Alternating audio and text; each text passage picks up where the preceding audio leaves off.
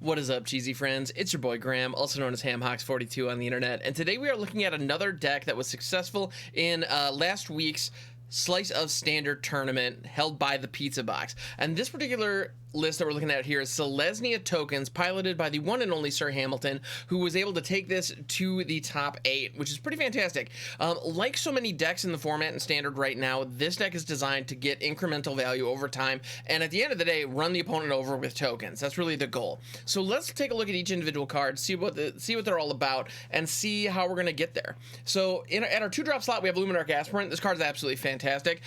I mean, we all know it. We all love it. It creates a situation where your board state, whatever state it's in, it's just going to get bigger. Worst case scenario, it buffs itself repeatedly if it's the only creature you have online, which is not going to be the case for very long in this deck. But worst case scenario, Luminarch Aspirant being a 2/2 or 3/3 because you don't have another creature on the board, nothing wrong with that. Helps grow. The main benefit of Luminarch Aspirant in the current meta is it helps get key threats outside of Meathook Massacre range. That's actually a very big deal.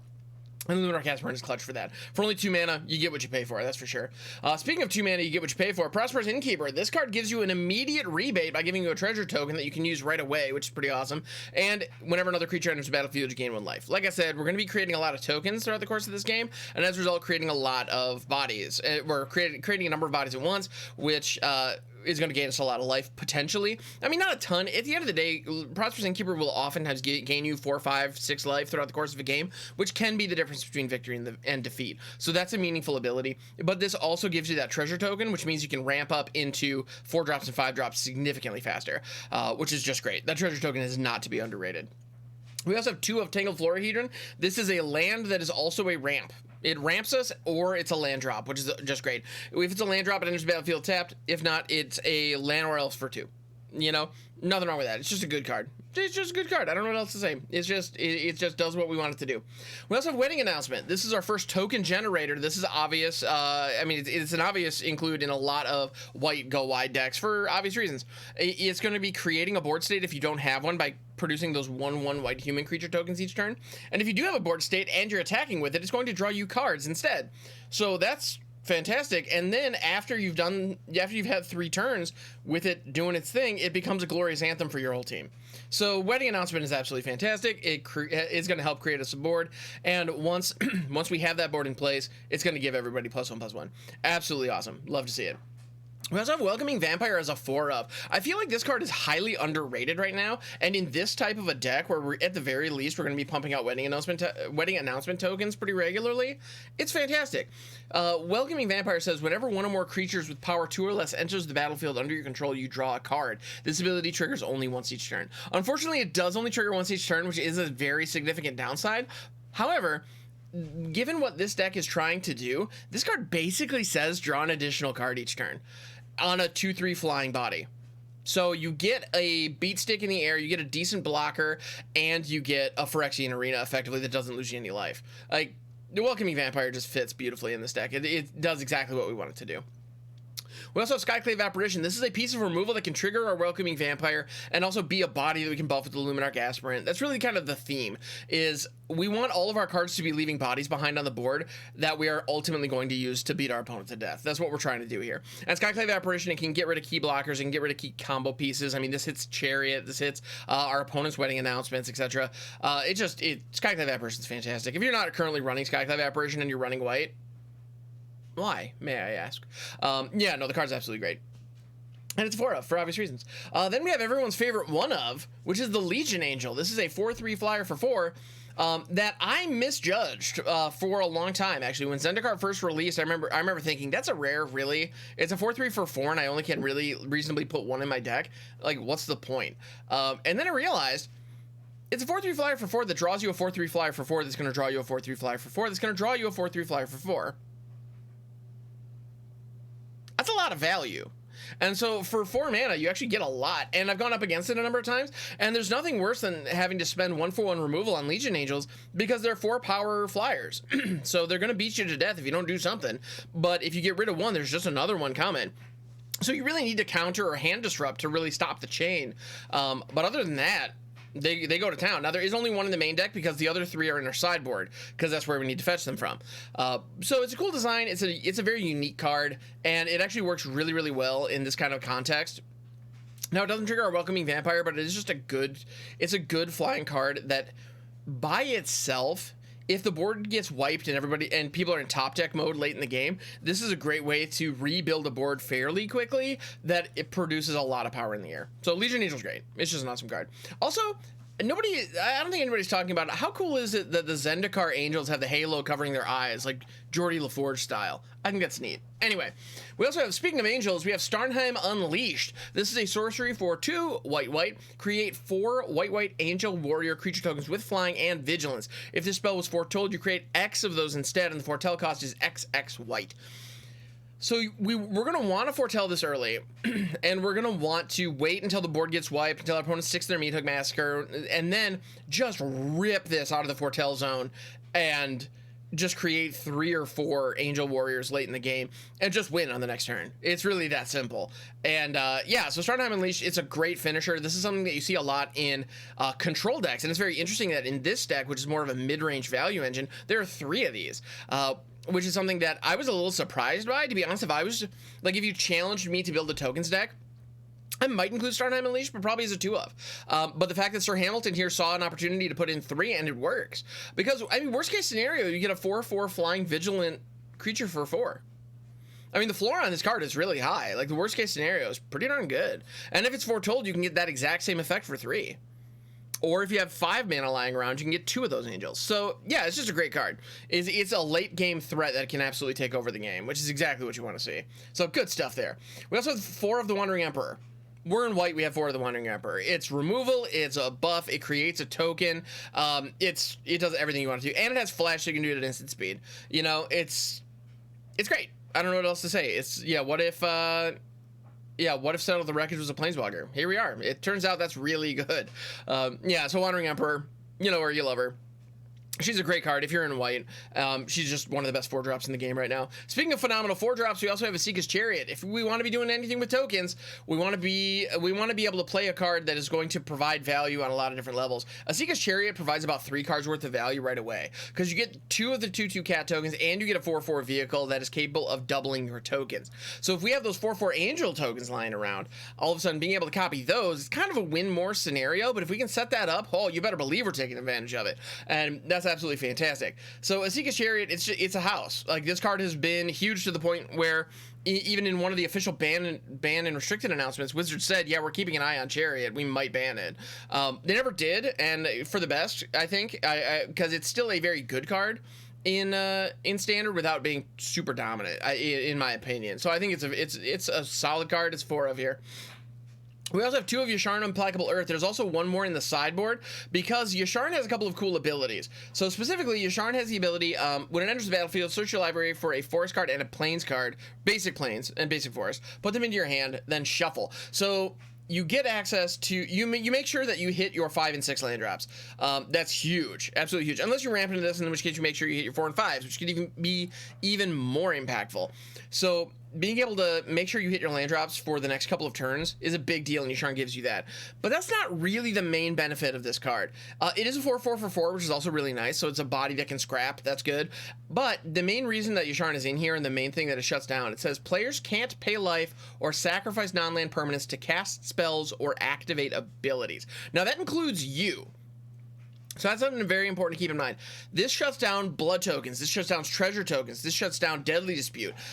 This shuts down the Anvil. Like, there's a lot of sacrificing going on in the meta right now, and so having some Yasharn in here, because we're in the colors, just to shut some of that down, even as early as game 1 in best of 3 matches, is awesome. And there's a 3rd in the sideboard, just in case you're going up against like a RAKDOS sacrifice list, in which case you definitely want 3. To be honest, like, if you were to try a version of this deck at home and you wanted to put a 4th in the sideboard, I wouldn't blame you. I don't know what you cut exactly, but like, it would be understandable.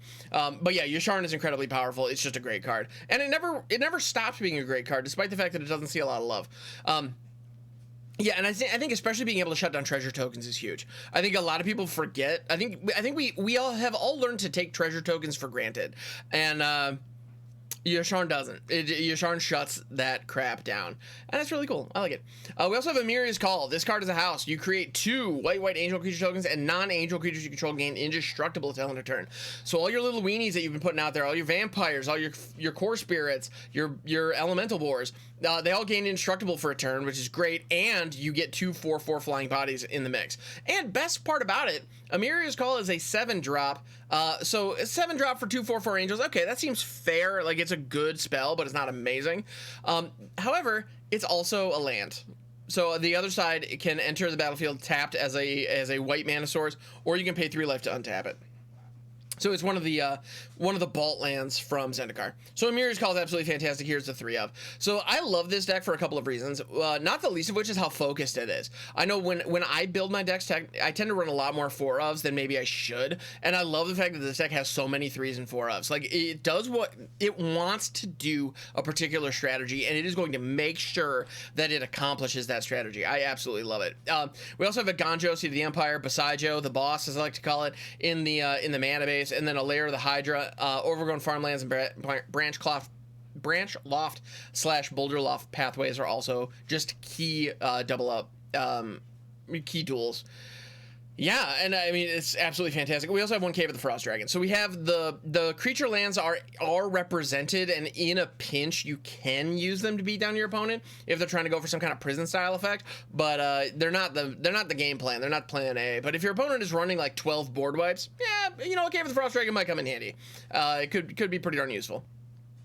In the sideboard, we have a couple key pieces. We do have the 3 Legion Angels. Now, if you are playing this deck on Arena yourself at home, make sure these Legion Angels are above the fold. They're in the first 7 cards. If you are playing best of 1, if they are not in those first 7 cards in your sideboard, you will not be able to access them.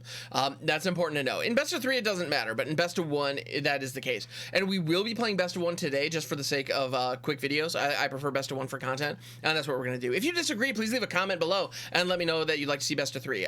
If you do enjoy the best of 1, I'd love to hear that too. So yeah, please leave a comment and let me know. I'm always open to feedback. I'd love to hear it. So anyway, other sideboard cards we have Circle of Confinement. Circle of Confinement is an interesting one. It feels like it was designed to be a vampire hoser, and instead it just became good targeted removal. Like, because it says whenever an opponent casts a vampire spell with the same name as a card exiled with Circle of Confinement, you gain 2 life. That almost never comes up.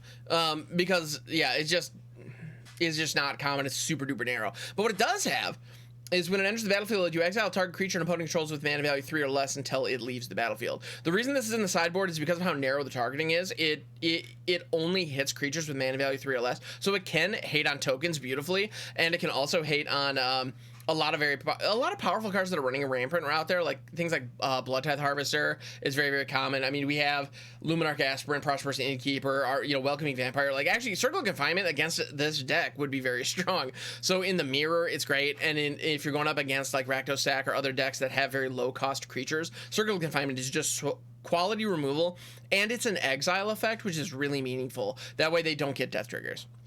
So yeah, Circle of Confinement, it's just good removal for 2. It's just solid. So we have the Legion Angels. We also have Valorous Stance. Speaking of good removal for 2, Valorous Stance does 2 great things. This card is absolutely amazing, frankly. You choose 1. Target creature gains indestructible till end of turn. You can use it to protect yourself against board wipes. Dope. You'll love to see it. And destroy target creature with toughness 4 or greater. So if your opponent has big Chungai running around, Valorous Stance is a great way at instant speed to get rid of those. Valorous Stance is especially good in situations where you're going up against mid-range decks or control decks that are running cards like Hullbreaker Horror, Goldspan Dragon. Being able to pick those off for 2 mana is a big deal. So that's especially useful. And in decks where you're, if you're going up against a control deck where that is running a lot of board wipes like Doom Scars and Vanquish the Hordes, or Blood on the Snow, in addition to everything else going on, you can save your Yasharn or one of your Angel tokens with this as well. So against like an Azorius control situation or an Esper control situation, or even the Esper Planeswalker list, which I featured actually on an earlier video, check that out. Like, I think Valorous Stance could be very strong in those situations. We also have Guardian of Faith in here as a 3 of. This is great against board wipes. This is where Guardian of Faith comes in, and it works beautifully with tokens. You do have there are a lot of cards out there that like exile the whole team, like Semester's End, or I believe it's there's an angel from Call Time, the name of which is escaping me right now. I'm sorry about that. That exiles your entire team and then brings them back when a certain when a certain condition is met, usually when the creature dies or at the end of turn, which is fine. But Guardian of Faith does something different. When Guardian of Faith enters the battlefield, any number of other target creatures you control phase out. Phasing out means they never actually leave the battlefield. They don't go to a separate zone, but they cannot be interacted with in any way. So what that means is your tokens don't go into exile. So if you do use other exile effects, like a blink effect or something on a token, it just disappears. It just goes poof and it's gone forever. With Guardian of Faith, you can keep your tokens around. And so if your opponent tries to meat hook you or hit you with a Doomscar, like I've been saying, Guardian of Faith is a great way to prevent that from happening. And this is a very, very useful card in this context because we're in a standard where board wipes are very common. They're very, very common. But the other thing about Guardian of Faith, it is a 3/2 vigilant flash creature. So it's not nothing, but it doesn't trigger the Spirited Companion, or not Spirited Companion, sorry. It doesn't trigger the Welcoming Vampire. And its toughness is fairly low. So we don't want to be swinging with it too much, and it's not a great addition to the combat team. So we really want to be taking advantage of that phase out ability. And board wipes or you know, combat situations that are going horribly wrong is really where you want that. Board wipes being the big one. So that's where Guardian of Faith comes in. So that is the deck. This is Selesnya Tokens. We will be playing best of one for a couple of games on the ladder. We'll see how this thing fares with me piloting it, which I don't know if that's for the best or not. Sir Hamilton was able to get top 8 in the Slice of Standard tournament. That was on March 27th, 2022. So we will be seeing if we can replicate that style of success on the ladder. So please stick around. Thank you so much for hanging out. And like I said before, my name is Graham, also known as HAMHOCKS42 on the internet. I have my own YouTube channel as well. If you want to see more deck techs like this, hit that subscribe button here. The PizzaBox has all kinds of phenomenal content. Hollywood Pizza has done a great job of getting a team assembled, and I'm honored to be a part of it. So please hit that subscribe button. We do news, we do spoilers. You know, actually, we stay up late doing spoiler videos to make sure we got the latest and greatest for you. So please check those out. And yeah, I'm looking forward to trying this deck out, and let's see what we can do. Don't forget, stay cheesy.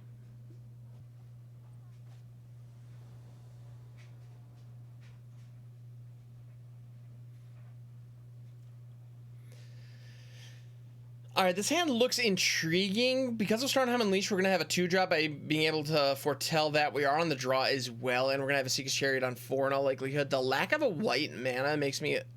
It gives me pause, but I think we keep it and see what we can do. Because as long as we have a white mana by 3 for the Welcoming Vampire, we'll be fine. Ganjo, there it is, right off the top. Never didn't have it. We're going to be just fine. This also gives us the opportunity to play the Luminarch Aspirant on 2, which is golden. I like that. I had a Mirius Call, so we've got the white Manyas. Let's do this thing. Luminarch Aspirant, they do have 2 up. Syncopate? No, not quite. Okay, good. So the Aspirant is buffing. Now, notably, this is standard. This is not alchemy. So the Luminarch Aspirant is buffing itself at the beginning of combat. That is very notable. Although it's not going to be doing anything of the sort now because Skyclave Apparition has hit the field. And Cathar Commando is swinging at us for 3. Don't love that. Not going to lie. Do not love that. Going to play out a Welcoming Vampire here because next turn we're going to hit that Seeker's Chariot, draw a card, and get some value. Because I love value. And we're going up against Azorius, which could be a number of things. Cathar Commando is also interesting. I'm tempted to block here, actually, so the Cathar Commando prevents 3 damage and it also does not blow up our Chariot.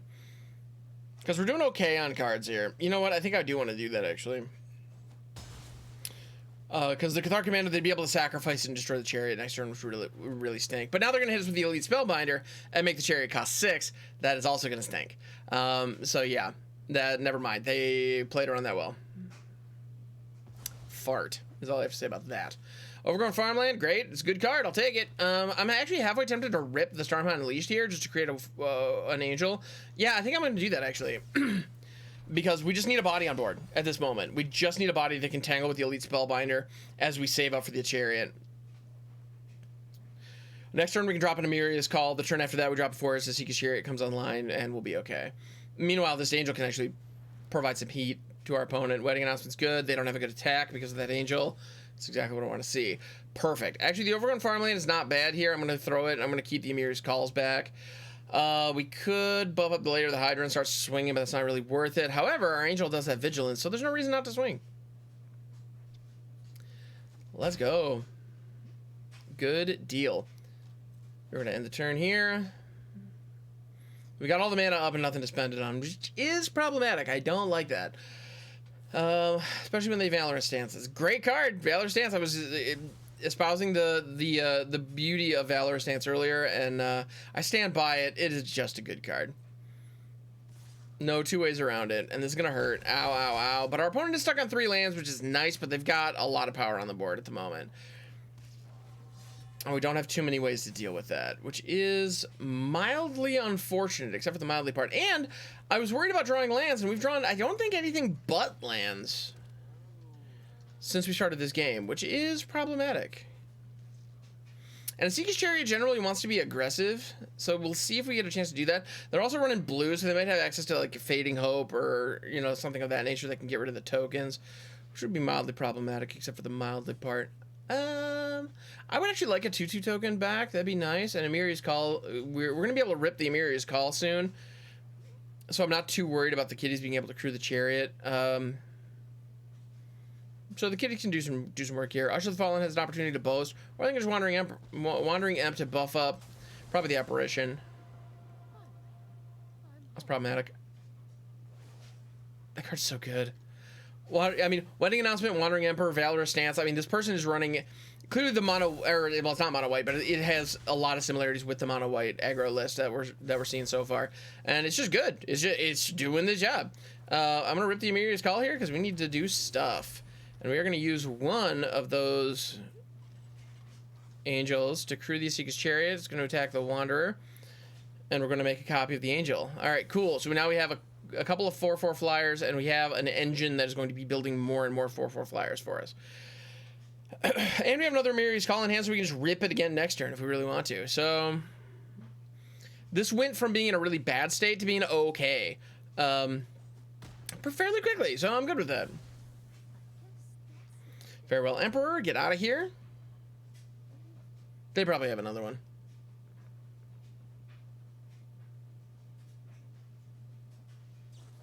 Fading Hope. I hate it when I'm right.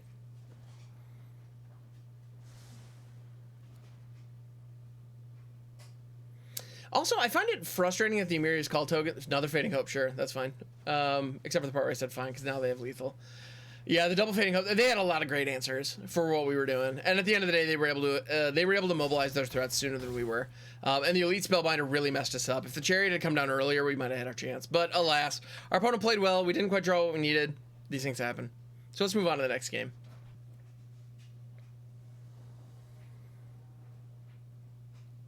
All right, we got a 3-lander and Prosperous Innkeeper. This is actually looking pretty tight. Let's keep it. That's right, I said it. Looking tight.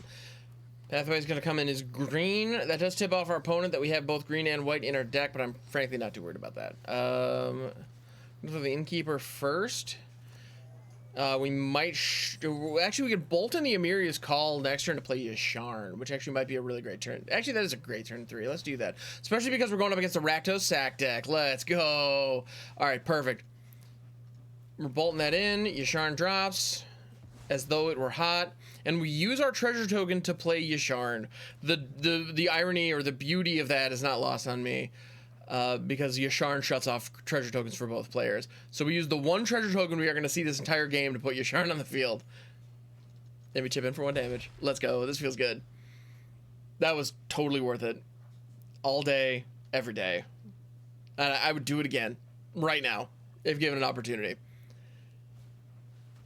Fable of the Mirror Breaker. Great card. We even have Beside Joe so we can blow it up. This is great. I'm loving this. Let's go Welcoming Vamp here. We're going to gain a little bit of life. And we actually do still have access to Beside Joe. We could blow up the Fable still. I think we're going to do that before they get Chapter 2 value.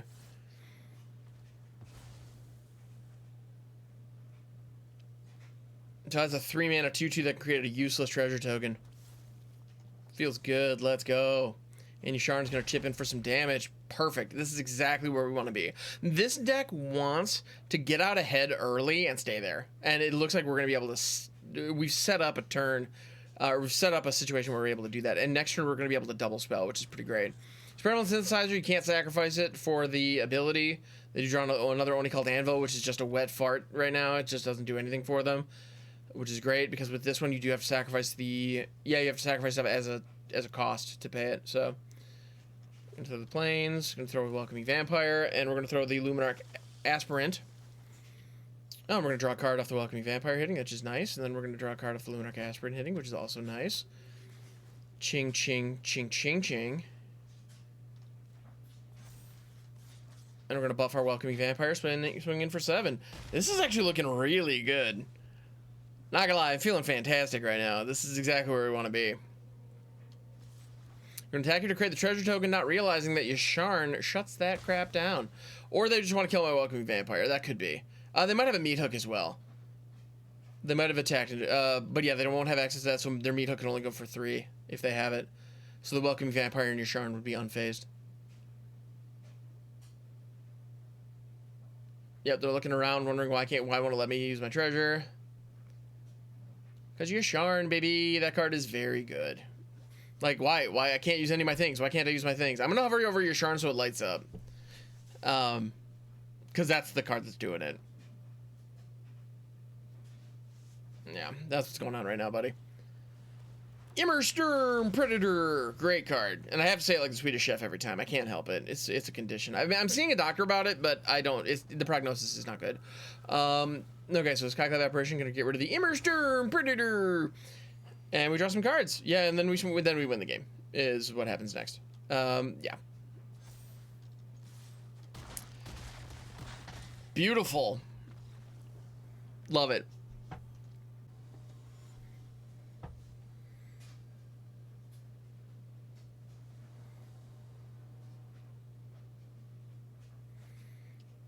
Triple Wandering Emperor with a Prosperous Innkeeper and a Welcoming Vampire. I mean, this is a very reactive hand. At least that's how I'm reading it. I shouldn't keep this, but I'm going to.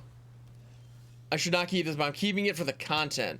Worst case scenario, we hit the Prosperous Innkeeper. Well, we hit the Prosperous Innkeeper on 2 regardless. Hopefully we draw into a land between now and then. That way we can hit the Welcoming Vampire without having to pay mana for it, or pay the... One more time, use the treasure token for it. Although, to be honest, if we're going to be doing anything with that, I'm probably going to be using... If we have to use our treasure token to hit a 3-drop, I think Wedding Announcement is probably better than Welcoming Vampire. And discard the Magma Opus. There's some janky shenanigans afoot, I suspect. But yeah, hopefully we draw into a land. Oh, crap. I don't know what to say there other than, well, crap. Wedding Announcement, probably going to get countered. Did not. Dope. Prosperous Innkeeper going to take a swing. Gaining a little bit of life, which is something. Something, but it's not nothing. I need to stop keeping 2-land hands. This is gonna this is not good. Here we go. Overwhelm Farmland. Perfect. Let's go. Welcoming Vampire. It's gonna draw some additional cards. And we got another Wedding Announcement, which is coming down next turn. Wedding Announcement also has an opportunity to draw us card. Do we attack here? Yeah, we do. We need to get in for damage while we can. We're going to draw the card off Wedding Announcement. We will not be drawing a card off the token coming into play, obviously. But we're doing another land, so we're golden. Imrith, Desert Doom. And next turn, we're going to be able to keep up Wandering Emperor to deal with that. Sounds good to me. So the plains, we're just going to keep up Wandering Emperor. We're just going to sit back, relax, and enjoy. Wedding Announcement is going to trigger, which is going to trigger our Welcoming Vampire, and it's also going to flip. We're going to gain a little bit of life, draw a card. All good things. These are all good things. Luminarch Aspirant, I'm happy to see you too. We're in a pretty good position here. Goldilocks, that's a problem. Alright. Let's see, who are they tagging with? Just the Goldspan Dragon. Sure, okay. That is just fine. I'm actually going to use the uptick ability on the Welcoming Vampire to block. Because this turns into a 4/5 first striker, which should be able to, well, which can eat the dragon comfortably unless they have trickery, which they do, which even the other mode would have been unsuccessful there. So I'm cool with this. I'm totally cool with this. Luminarch Aspirant just hitting the field. We draw our 4th Wanderer, because why not? All right, dope. Let's go.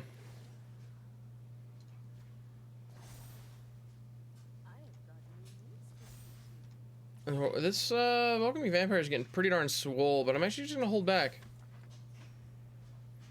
I'm going to keep the 6/7 flyer back because they got some shenanigans afoot. I don't like it when my opponents have shenanigans afoot. Here comes the gold span. Well, here comes the same gold span. It'll be very interesting to see if they swing in here into the Emperor, or the Emperor, though. Well, yeah, actually, swinging into the Emperor is an option. But no, swing into the Welcoming Vampire. They choose not to. Chariot time.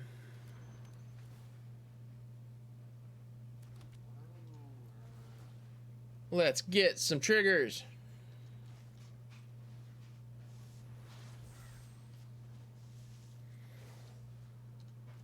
I'm gonna buff up one of my humans. Just spread the counters. Spread the counters, spread the love, you know, like we do. And we got Strandheim Unleashed in the Foretell Zone now, and we got Wandering Emperors for days. Feels pretty good. We should probably start attacking here soon, but I think I want to get a little greedy first.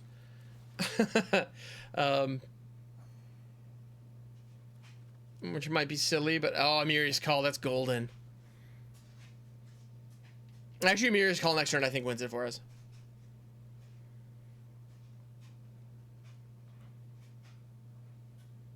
They do have the Hall of Storm Giants. Yeah, they scoop it up. I can't blame them. I would too.